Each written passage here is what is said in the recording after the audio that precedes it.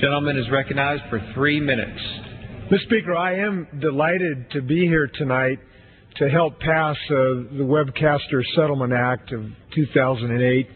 And the reason is I really do believe the upshot of this legislation will be the survival of webcasting as we know it in the United States, to really allow our consumers and our constituents to continue to enjoy tremendous opportunities, listen to great music, great news over the Internet, and allow the continued development of businesses around the business model of webcasting.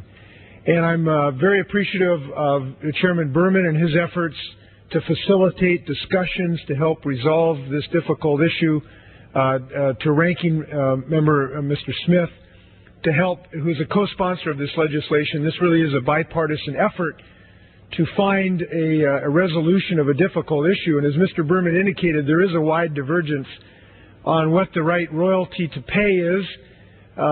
Certainly a lot of businesses were jeopardized by this decision.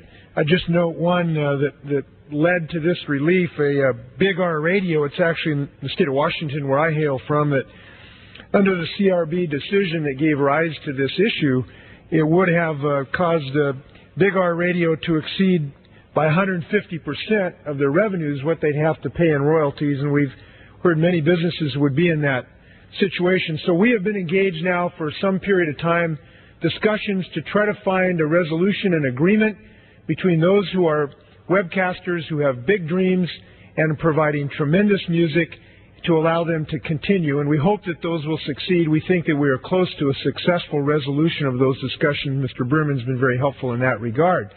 But to get there, we need to have this bill to make sure that when an agreement is reached, that in fact it has the sanction of the United States. And this bill is really kind of simple. It just basically says that the parties, if they can reach an agreement, Uncle Sam, will not get in the way. And certainly that makes sense from all our stamped on both sides of the aisle. I just want to note how important it is. I know many people have been interested in this in the last few days. I urge Congress to pass this legislation.